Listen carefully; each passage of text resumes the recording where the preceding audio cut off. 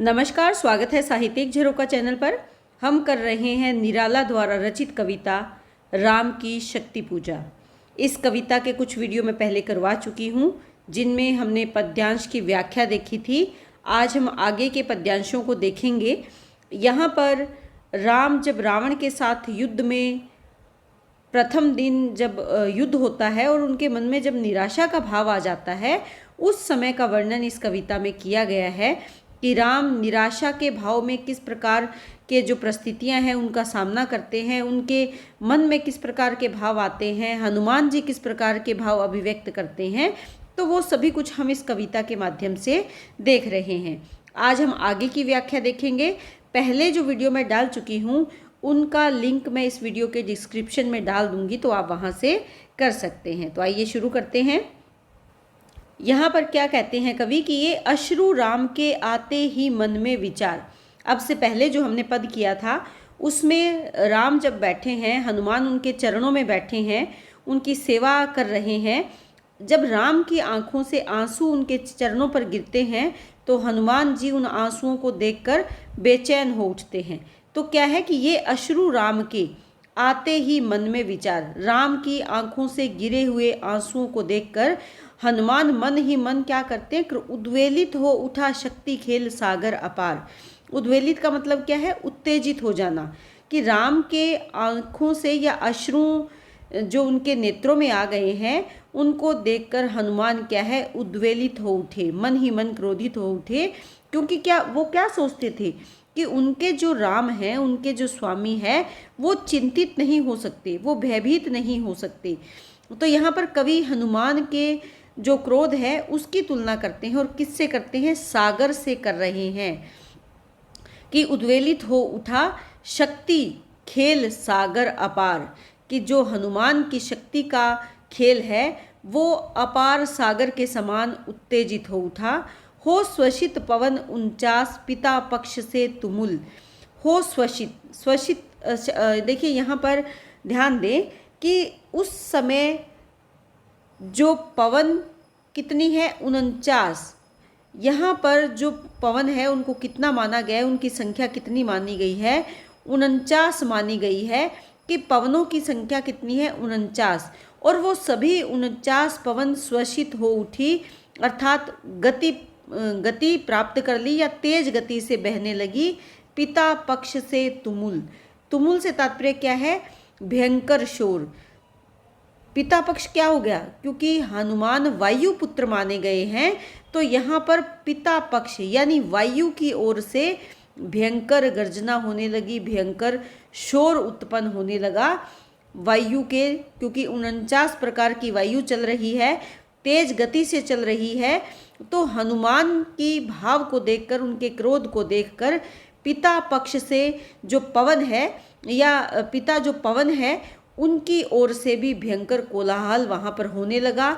जो प्रलय उत्पन्न करने वाली हवाएं हैं वो वहाँ पर बहने लगी या चलने लगी। एकत्र वक्ष पर बहा वाष्प को उड़ा अतुल। देखिए यहाँ पर क्या है, एकत्र यानी जो इकट्ठा हो गया था, वक्ष पर, वक्ष स्थल यानी छाती पर, बहा कर ले गई उस वाष्प को, उस वायु, वो वायु किसको बहा कर ले गई, जो वाष्प था। यहाँ पर दो भाव आ रहे हैं। एक तो सागर के ऊपर जल का वाष्प यहाँ पर हो सकता है, वाष्प। दूसरा हनुमान के वक्ष पर क्या है, चिंता, हनुमान की जो चिंता है। दो भाव यहाँ पर आ सकते हैं कि उस जो अतुलनीय था, सागर के उत्पन्न, सागर से जो वाष्प उत्पन्न हो रही थी वो भी अतुल्य थी, और जो हनुमान की चिंता थी, जो उनके वक्ष स्थल पर दिखाई दे रही थी या जो उनके ऊपर हावी हो रही थी, उस चिंता को वो तेज वायु उड़ा कर ले गई, उस वाष्प को। यहाँ पर वाष्प एक तो जल से उत्पन्न वाष्प है, दूसरा क्या है, हनुमान की चिंता के समान, जो हनुमान की चिंता रूपी जो वाष्प है उसको वो वायु, वो तेज हवाएं वहाँ से उड़ा कर ले गई। शत घृणावर्त तरंग भंग उठते पहाड़, और वहाँ पर शत क्या है, सैकड़ों। घृणावर्त क्या होता है, जो भंवर है, सैकड़ों, अनेक। भंवर कब? जब देखिए पानी में तेज हवाएं चलती है तो उसमें भंवर बनने लगते हैं। और वो भंवर कैसे हैं? वो सैकड़ों भंवरों की तरंगे उठ रही है और वो भंग हो रही है। उठते पहाड़, उनको देखकर ऐसे लगता है कि वो पहाड़, वो लहरें पहाड़ का रूप ले रही हैं, ऊंची उठ रही हैं। यानी जो सागर है वो प्रलय का रूप उसने ले लिया है, प्रलयकारी हो गया है। उसका हाव भाव कैसा है? प्रलय उत्पन्न करने वाला है। जल राशि, राशि जल पर चढ़ता खाता पछाड़, कि जो पानी है, जल है, वो एक आकार ले रहा है। तो यहाँ पर कहने का भाव क्या है कि जल राशि, राशि जल पर चढ़ रहा है और पछाड़ खा रहा है, यानी जल उमड़ घुमड़ कर रहे हैं और फिर ऊपर उठकर वो बड़ी लहरें पछाड़ खाकर फिर से गिर जाती है।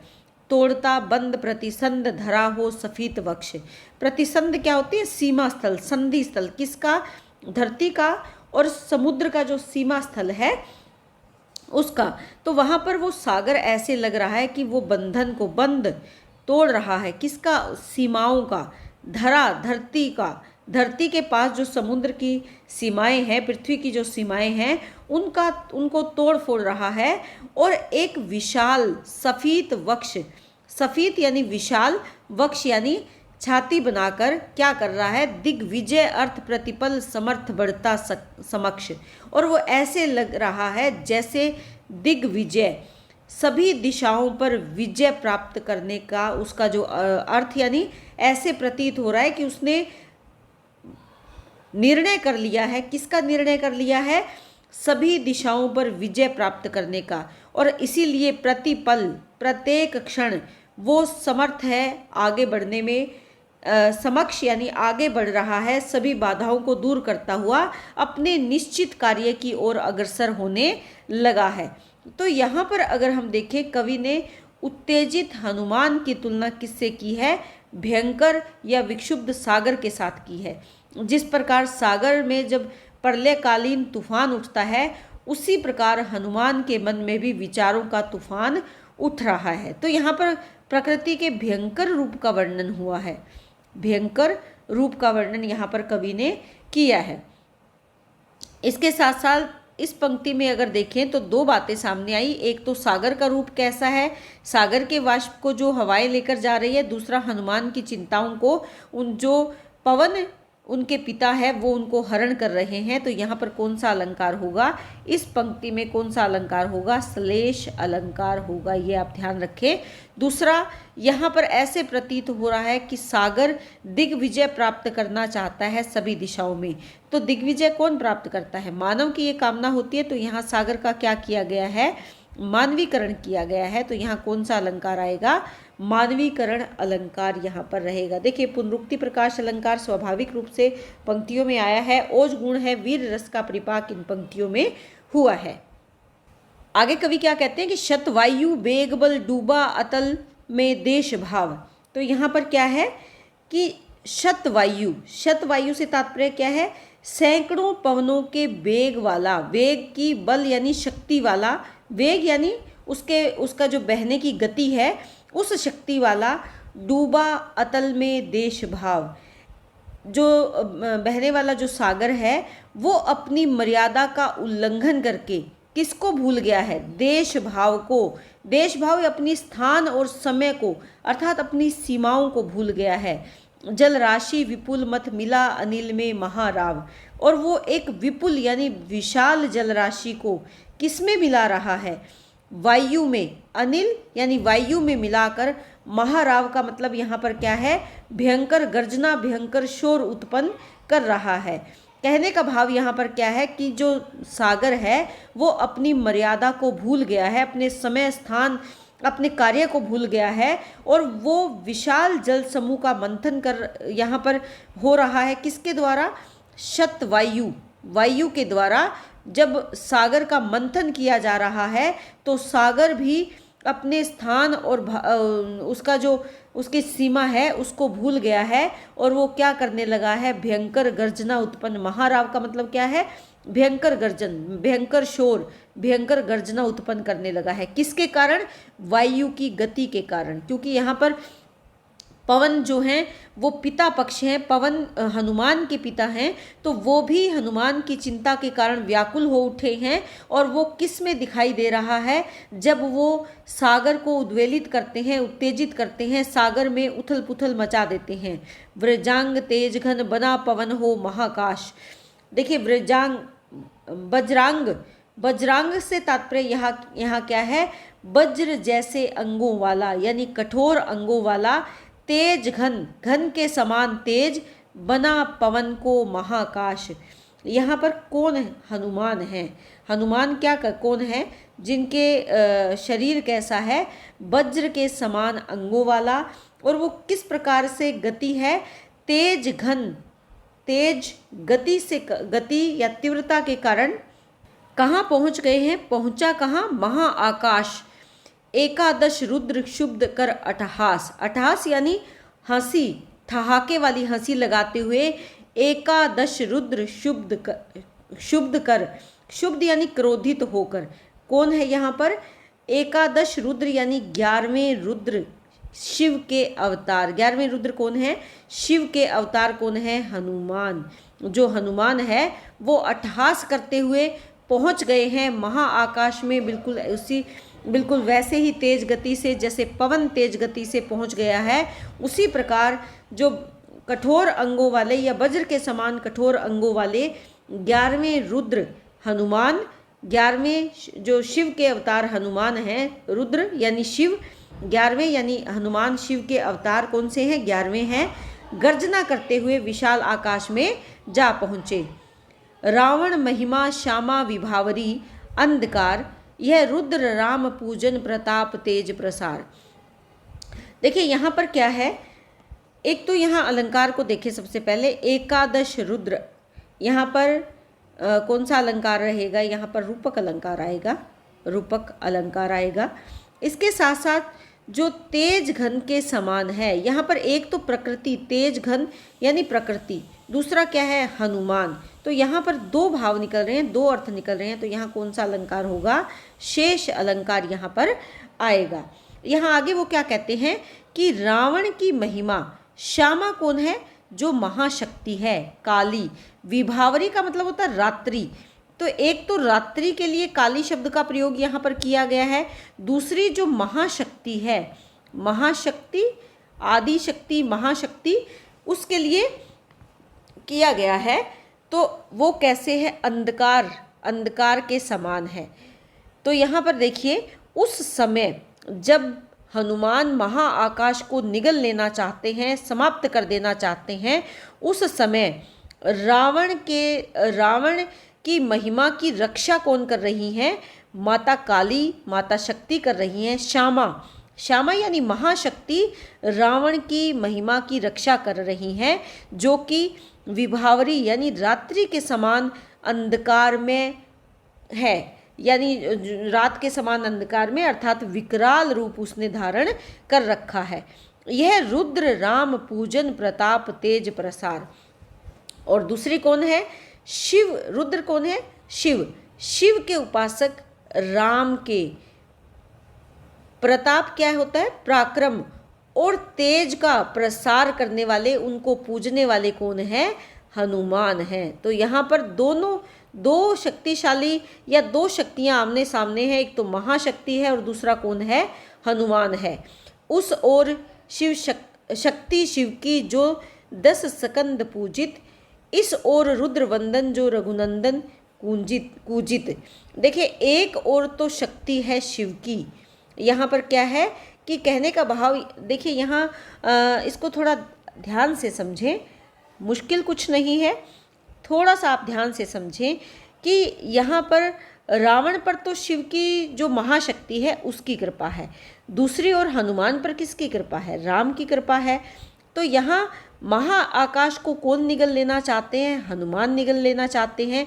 लेकिन इस महाविनाश की जो संभावना है उसको स्थिर करने के लिए भगवान शिव भी यहाँ पर क्या है? चिंतित है। तो यहाँ देखिए, उस ओर शक्ति शिव की, वहाँ पर शिव की शक्ति है जो 10 स्कंद पूजित, 10 सिर धारण करने वाले कौन है? रावण हैं। रावण के द्वारा पूजित है। जो महाशक्ति है, जो माता दुर्गा है, वो रावण के द्वारा पूजित हैं। और दूसरी ओर रुद्र की वंदना करने वाले और रघुनंदन के पूजित यानी उच्चारण करने वाले, रुद्र की वंदना कौन करते हैं? हनुमान भी करते हैं। और रघुनंदन श्री राम भी रुद्र यानी शिव की वंदना करने वाले और रघुनंदन का नाम जाप करने वाले। पूजित का मतलब होता है उच्चारण। रघुनंदन के नाम का उच्चारण करने वाले हनुमान को ग्रस्त समस्त व्योम कपि बढ़ा अटल। ग्रस्त करने के लिए यानी निगलने के लिए, समस्त व्योम सारे आकाश को निगलने के लिए, ग्रस्त करने के लिए, कपि यानी वानर, बढ़ा अटल। अटल यानी अपने लक्ष्य पर स्थिर रहने वाला जो हनुमान है वो आगे बढ़ा। लख महाविनाश शिव अचल हुए क्षण भर चंचल। और हनुमान के इस कार्य को देखकर उन्हें लगा, किसको? शिव को लगा। लख यानी देखकर, किसको? महाविनाश को। देखिए, संपूर्ण व्योम को निगलने वाले, क्योंकि शिव जानते हैं कि हनुमान वो हैं जो किसी समय सूर्य को भी निगल गए थे। इसीलिए अचल यानी स्थिर रहने वाले शिव भी पल भर के लिए क्या हो गए थे? चंचल हो गए। पल भर के लिए उनके मन में भी चिंता का भाव आ गया। तो यहाँ पर देखिए, अचल, अचल यानी स्थिर रहने वाले, और चंचल यानी व्याकुल हो जाने वाले। तो दोनों भाव एक दूसरे के विपरीत है। तो यहाँ कौन सा अलंकार आएगा? विरोधाभास अलंकार यहाँ पर आएगा। ये बात आप यहाँ पर ध्यान में रख सकते हैं, विरोधाभास अलंकार। इसके साथ साथ देखिए, रुद्रवंदन, रघुनंदन, यहाँ पर पद मैत्री अलंकार हम डाल सकते हैं, क्योंकि जब हम उनका उच्चारण कर रहे हैं, पदों में मैत्री उत्पन्न हो रही है, तो पद मैत्री अलंकार यहाँ पर आएगा। इसके साथ साथ श्यामा विभावरी अंधकार, यहाँ पर उपमा अलंकार भी आएगा। वाचक शब्द लुप्तोपमा यहाँ पर आएगा, ये आप ध्यान में रखें। यहाँ पर श्यामा जो है, इसके दो अर्थ निकल रहे हैं। एक तो विभावरी यानी रात्रि कैसी है? श्याम रंग की है, काली है। दूसरी श्यामा यहाँ कौन है? महाशक्ति माता दुर्गा है। तो यहाँ पर कौन सा अलंकार आएगा? श्लेष अलंकार यहाँ पर आएगा। तो यहाँ पर अगर देखें तो कवि ने स्पष्ट किया है कि शिव राम का पक्ष ले रहे हैं और महाशक्ति किसका पक्ष ले रही हैं? रावण का ले रही हैं। हनुमान की शक्ति का यहाँ पर उद्घाटन किया गया है, या हनुमान की शक्ति के बारे में विस्तार से यहाँ पर बताया गया है कि वो कितने शक्तिशाली हैं। इसके साथ साथ ओज गुण वीर रस का परिपाक है, और हिंदी भाषा का सुंदर प्रयोग यहाँ पर किया गया है। तत्सम प्रधान शब्दावली है, ये आप ध्यान में रखें। श्यामा के पत्तल भार धरण हर मंद्र स्वर। श्यामा कौन है? जो शक्ति हैं। शक्ति के पैरों के नीचे उनके भार को धारण करने वाले कौन हैं? हर, हर यानी शिव। यानी श्यामा के पैरों के नीचे उनके भार को धारण करने वाले शिव मंद्र स्वर, मंद्र स्वर यानी गंभीर स्वर में क्या बोले? बोले संभरो देवी, संभरो यानी संभलो, हे देवी संभलो, निज तेज नहीं वानर। कि यहाँ पर वो क्या कह रहे हैं? किसको संभालो? अपने निज यानी अपने तेज को संभालो, क्योंकि जो तुम्हारे सामने है वो वानर नहीं है, केवल वो जानवर वानर नहीं है, वो एक प्राणी नहीं है। यह नहीं हुआ श्रृंगार युगमगत महावीर, ये तो महावीर है। महावीर यानी शक्तिशाली है। क्यों? क्योंकि नहीं हुआ श्रृंगार यानी प्रेम के रस में, श्रृंगार में, प्रेम रस में किसी भी स्त्री के साथ ये लीन नहीं हुआ, या किसी भी स्त्री के प्रेम पाश में ये नहीं बंधा। अर्थात इसका जन्म नर नारी के प्रेम से नहीं हुआ है, और ना ही ये किसी अपने जीवन काल में किसी स्त्री के प्रेम में बंधा है। अर्चना राम की मूर्तिमान अक्षय शरीर। अर्चना राम की कहने का भाव क्या है? कि ये भगवान राम की पूजा का मूर्तिमान, मूर्तिमान का मतलब है साक्षात, मूर्तिमान का मतलब जो साक्षात हो, जो साकार रूप हो। अर्थात भगवान राम की पूजा का ये साकार रूप है। अक्षय शरीर और इसका शरीर अनश्वर है जो कभी समाप्त नहीं हो सकता। तो ये देवी व्यक्ति है जो चिरकाल से क्या कर रहा है, चिर ब्रह्मचर्य रत, चिरकाल से ब्रह्मचर्य में रत है यानी लीन है। अर्थात ये अपने जीवन काल में इसने संपूर्ण ब्रह्मचर्य का पालन किया है। ये एकादश रुद्र की, ये इसके साथ साथ ये 11वां रुद्र अवतार है। धन्य मर्यादा पुरुषोत्तम के सर्वोत्तम अनन्य, कि मर्यादा पुरुषोत्तम भगवान राम का सर्वश्रेष्ठ अद्वितीय, सर्वोत्तम यानी अनन्य, सर्वोत्तम यानी सबसे बड़ा, सर्वश्रेष्ठ, अनन्य यानी अद्वितीय, लीला सहचर, लीला का साथी है। कि मर्यादा पुरुषोत्तम भगवान राम जो इस पृथ्वी पर लीला करने के लिए आए हैं, उस लीला का सहचर यानी साथी है। ये कोई सामान्य वानर नहीं है। दिव्य भावधर इन पर प्रहार। इसके साथ साथ वो क्या कहते हैं आगे, यही नहीं, ये जो हनुमान है ये दिव्य भावधर यानी अलौकिक भावों को धर यानी धारण करने वाला है।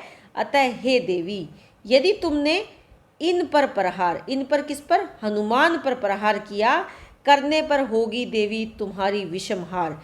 तो निश्चय ही तुम्हारी भयंकर हार होगी। कि अगर तुमने हनुमान पर, वीर हनुमान पर, महावीर पर, हनुमान पर तुमने प्रहार किया तो निश्चय ही तुम्हारी भयंकर हार होगी। विद्या का ले आश्रय इस मन को दो प्रबोध, यानी विद्या का आश्रय यानी सहारा लेकर इस मन को किसके मन को, हनुमान के मन को प्रबोध दो यानी ज्ञान दो। कि तुम ताकत का प्रयोग मत करो, बुद्धि का प्रयोग करो, विद्या का प्रयोग करो।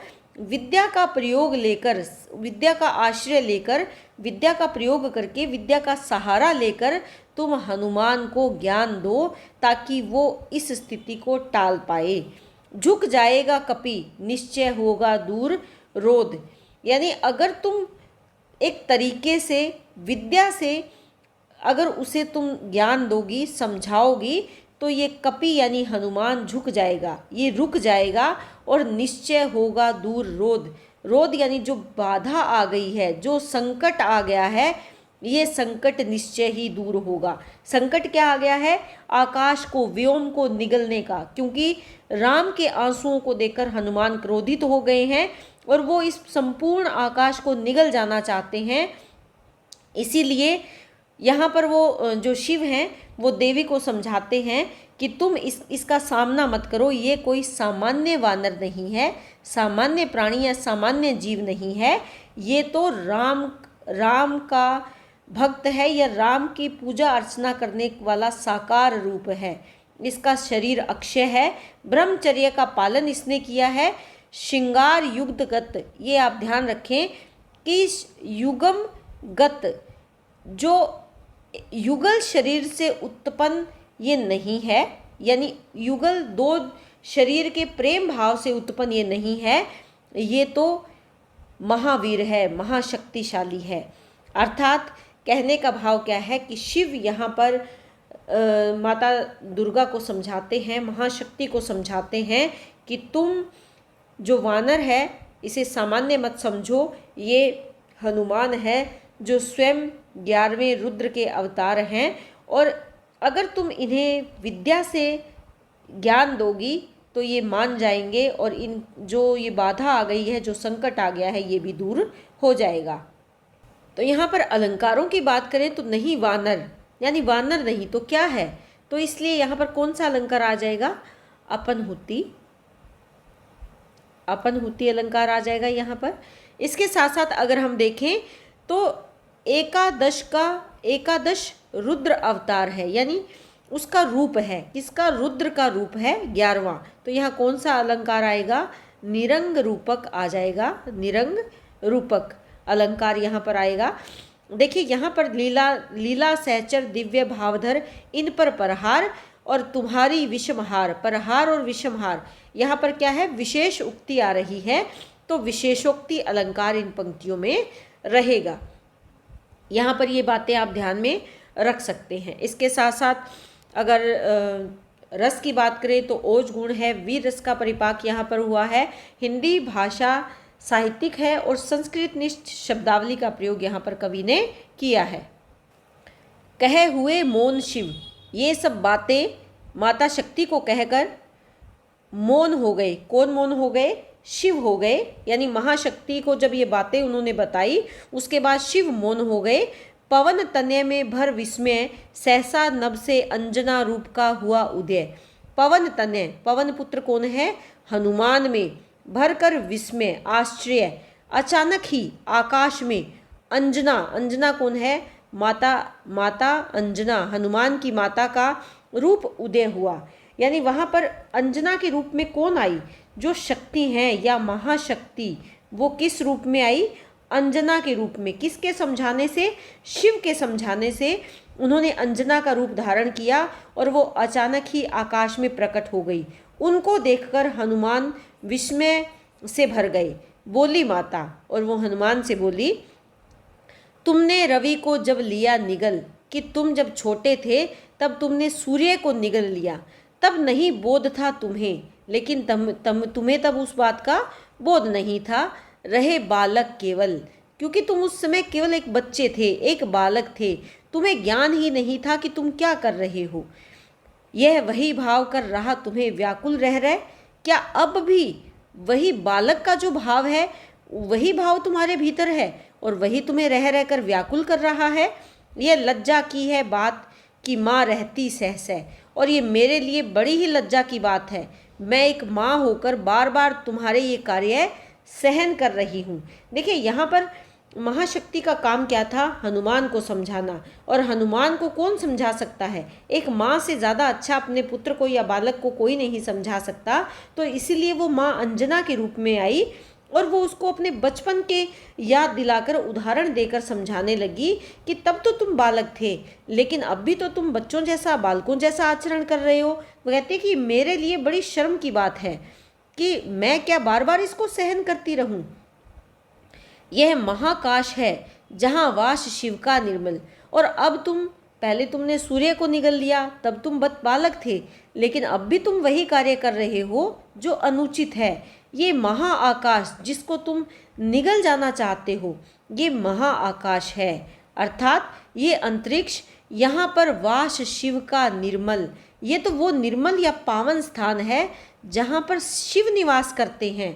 पूजते जिन्हें श्री राम उसे ग्रसने को चल, कि जिन्हें श्री राम भी पूजते हैं, किसको? शिव को।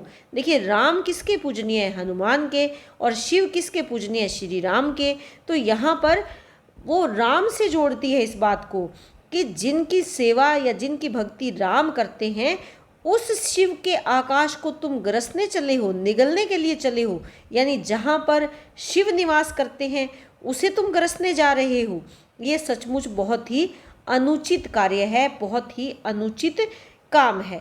तो यहाँ भगवान शिव के कहने पर माँ शक्ति ने अंजना का रूप धारण किया हनुमान को समझाने के लिए, और यहाँ हनुमान के सरल स्वभाव पर प्रभाव डालकर माँ उसको सही तरीके से समझाने, जैसे एक माँ का प्रयास रहता है उसी तरीके से शक्ति हनुमान को समझाती है। तो यहाँ पर अगर देखें समासोक्ति अलंकार है, पुनरुक्ति प्रकाश अलंकार का प्रयोग यहाँ पर हुआ है। वात्सल्य रस का परिपाक है। सबसे सुंदर बात यहाँ पर क्या है कि माँ का वात्सल्य भाव यहाँ पर छलक रहा है।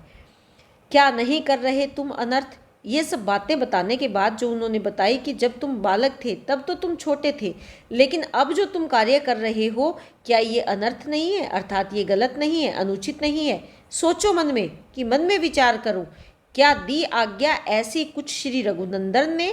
क्या तुम्हें तुम्हारे रघुनंदन श्री राम ने ऐसी आज्ञा दी है कि तुम इस आकाश को निगल लो? तुम सेवक हो, छोड़कर धर्म कर रहे कार्य, कि तुम सेवक हो किसके? रघुनंदन के, और तुम उस सेवा धर्म को छोड़कर ये अनुचित कार्य कर रहे हो। क्या असंभाव्य हो ये राघव के लिए धार्य? क्या ये संभव है? क्या ये जिसका होना संभव ही ना हो कि राघव के लिए ये धार्य यानी धारण कर पाएंगे? यहाँ पर कहने का भाव क्या है कि जो तुम्हारे स्वामी राम हैं वो भी ये नहीं चाहेंगे कि तुम शिव के निवास स्थान को किसी प्रकार से हानि पहुंचाओ। ये बात कहने के बाद वो उनसे इस भाव को जागृत करने का प्रयास करती है कि तुम सेवक हो और सेवा के धर्म को छोड़कर ऐसा कार्य तुम मत करो जो तुम्हारे स्वामी के लिए भी स्वीकार करना संभव ना हो, स्वामी के लिए भी धार्य ना हो। प्रश्नात्मक शैली प्रश्न कर रही हैं उससे, ताकि उत्तर भी स्वयं हनुमान ही ढूंढ ले। कपि हुए नम्र। कपि यानी वानर, हनुमान नम्र हो गए यानी सहज हो गए। क्षण में माता छवि हुई लीन, और उसी पल माता छवि यानी माता अंजना की छवि बनाकर जो शक्ति आई थी वो लीन हो गई, वहाँ से चली गई या लुप्त हो गई। क्षण भर में वो लुप्त हो गई। उतरे धीरे धीरे गह प्रभुपद हुए दीन। और उन बातों को सुनकर धीरे धीरे विनम्र होकर हनुमान आकाश से पृथ्वी पर उतर आए। उतरे धीरे धीरे, कहाँ से? क्योंकि उन्होंने विशाल रूप धारण कर लिया था आकाश को निगलने के लिए, लेकिन अब वो धीरे धीरे नीचे पृथ्वी पर उतर आए थे।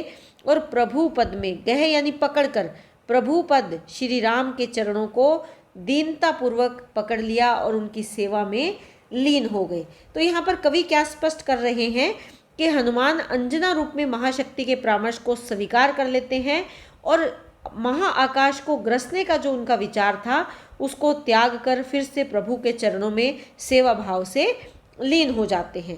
तो ये सुंदर यहाँ वात्सल्य भाव और पुत्र के मन में जो अपनी माता की आज्ञा का भाव है वो यहाँ पर आया है। शांत रस है, प्रसाद गुण का प्रयोग किया गया है, मुक्त छंद में रचित ये पद्यांश है। तो उम्मीद करती हूँ कि हम जो राम की शक्ति पूजा कविता कर रहे हैं ये आपको बहुत अच्छे से समझ में आ रही है। मैं जल्द प्रयास करूँगी इसे पूरा करवाने का। तो इसी तरह चैनल से जुड़े रहें, लाइक शेयर सब्सक्राइब ज़रूर करें। बहुत बहुत धन्यवाद।